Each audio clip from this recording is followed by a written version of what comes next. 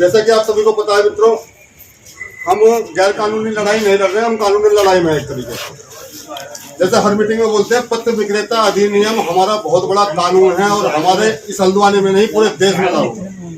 ठीक है, हमारे अध्यक्ष जी ने संघर्ष करके उत्तराखंड में भी लागू कराया हो, लेकिन जहां पर जरूरत होती है वहां पर नहीं पहुंच पाते और उनके जो वो व्यापार मंडल के पदाधिकारी एकजुट होकर के पहुंच जाते हैं वो। तो यही बहुत बड़ा कारण है। इसी कड़ी को आगे बढ़ाते हुए मैं हमारे बीच में समिति के युवा अध्यक्ष महामंत्री, दिक्कत शुरू से वही आती आई है और अभी भी वही दिक्कत है कि हम एकजुट नहीं हो पा रहे हैं और वही हमारी जो दिक्कत है वो यही दिक्कत है कि हम एकजुट नहीं हो पा रहे। अध्यक्ष जितेंद्र वर्मा जी आए हैं और वो हमारे समिति का संरक्षक का रूप में अपने उपाध्यक्ष से अनुरोध करूंगा कि उनका माल्यार्पण करने स्वागत करें समिति में।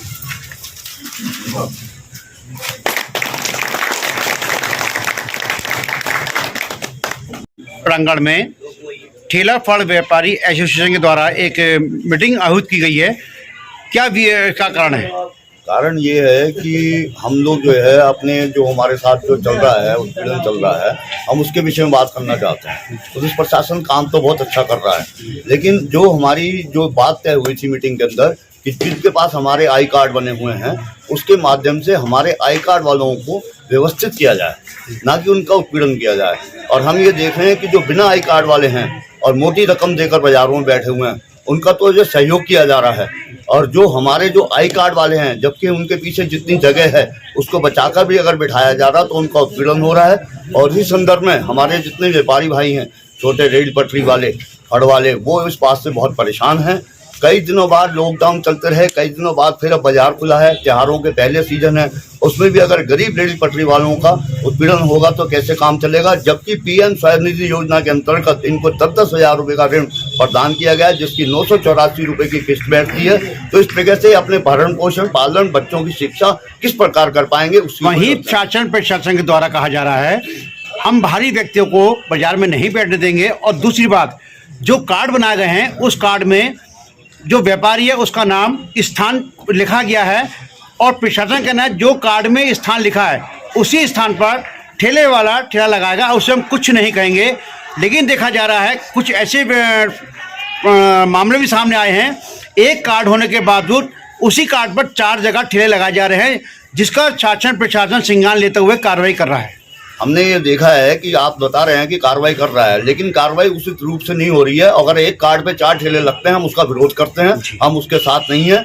और जो आपने बताया है कि जो है शासन प्रशासन कार्रवाई कर रहा है, कार्ड इस निर्धारित फिक्स उस पर लिखा हुआ नगर निगम द्वारा प्रदत्त है और जीपीएस के द्वारा है, और जिसका कार्ड जहाँ का है वो वहीं बैठेगा। हम भी इस बात का समर्थन करते हैं, प्रशासन, शासन, पुलिस प्रशासन का सहयोग करते हैं। लेकिन अगर कोई बाहरी बैठा हुआ है उसको हटाने के लिए उस पर भी कार्रवाई होनी चाहिए। लोगों पर शासन प्रशासन के द्वारा बनाए गए कार्ड हैं, वही व्यापारी अपना काम करेंगे, बाकी व्यक्ति काम नहीं कर सकते। इसमें आपका क्या कहना है? देखिए, सबसे पहले तो मैं आपका स्वागत करता हूं, और इसके साथ में एक बात कहना चाहता हूं कि ये जानकारी उनके पास सब कुछ है, ऐसा नहीं है। और आप अच्छी तरह से जानते हैं कि शासन प्रशासन हमारा कितना एक्टिव है।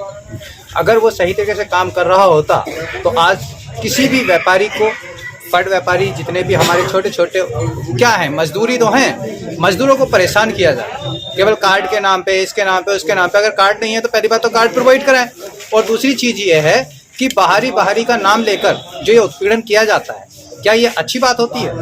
आप उसे संज्ञान में लेते हुए माननीय अध्यक्ष जी हैं, माननीय हमारे महामंत्री जी हैं, उनको भी सूचना। मैं आपकी बात बीच में रोकूंगा जी। व्यापार मंडल के द्वारा ठेला फल व्यापारी एसोसिएशन के द्वारा कहा गया था कि पहले जो स्थानीय व्यक्ति है उसको कारोबार का अधिकार दिया जाए, उसके बाद बाहरी व्यक्ति को दिया जाए।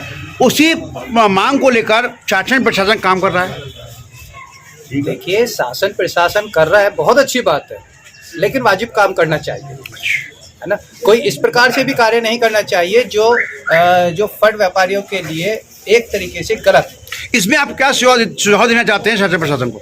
मैं शासन प्रशासन से ये कहूँगा कि उचित रूप से कार्यवाही उन लोगों पे की जाए, लेकिन कम से कम किसी जिनके पहले से ठेले आज से नहीं, मैं मान के चलता हूँ यहाँ पर 20-25 साल से जो व्यक्ति काम करता आ रहा है, ठेला लगाता आ रहा है, वो मजदूर है, गरीब है, उसके ऊपर ऐसी कार्रवाई ना की जाए। पहले संज्ञान में ले, पहले देखें, और अगर कोई ऐसी दिक्कत है तो सबसे पहले समिति को सूचना करें। एक आखिरी सवाल, शासन प्रशासन व्यापार मंडल का ही कहना है कि कुछ दुकानदार ठेले वालों से मोटी रकम लेकर ठेला अपनी दुकानों के बाहर लगवाते हैं, जिसके कारण मार्ग बाधित होता है और अतिक्रमण की स्थिति बनती है। तो बाहरी ज़्यादा हैं, मोटी रकम लेकर। हाँ, नहीं बिल्कुल, अगर बाहरी लोगों से वो पैसा ले रहे हैं और मोटी रकम ले रहे हैं तो ये वास्तव में उनके साथ में भी अन्याय है, चाहे वो बाहरी क्यों ना हो, क्योंकि है तो वो गरीब ही ना। और गरीबों के साथ अत्याचार होगा तो हम लोगों की समिति उसके साथ में खड़ी हुई है, और ये सारी चीज़ें हैं किसी भी प्रकार से इस तरीके से नहीं होना चाहिए। और सबसे पहले जैसे कि बात आती कि स्थानीय लोगों के लिए ये रोजगार की व्यवस्था की गई है, तो स्थानीय लोगों को पहल उसमें होनी चाहिए, स्थानीय लोगों को पहले से ठेला देखना चाहिए। अगर वो गलत है तो जो व्यापारी मोटी रकम लेकर ठेला लगवाते हैं, होनी चाहिए। जो व्यापारी एक मोटी रकम लेकर ठेला लगवाते हैं, क्या उन पे कार्रवाई होनी चाहिए? बिल्कुल होनी चाहिए। बाहरी अगर कोई ठेले वाला है उसके ऊपर भी कार्रवाई होनी चाहिए कि पैसा दे क्यों रहे हो भैया। और दूसरी चीज है, दुकानदार अगर पैसा ले रहा है तो अत्याचार तो है ही है ना। तो इस दिशा में आपके द्वारा क्या कार्रवाई या क्या ऐसा कोई मैसेज संदेश है? आज मैं जो भी यहाँ पे पहली बार में अगर बात की जाए समिति के साथ में जो ज्वाइनिंग कर रहा हूँ, इसमें हम लोग देखेंगे क्या है क्या नहीं है। उसके बाद में जैसे आप संज्ञान में लेंगे इस मामले को? बिल्कुल लेंगे। आपका नाम? जितेंद्र कुमार वर्मा।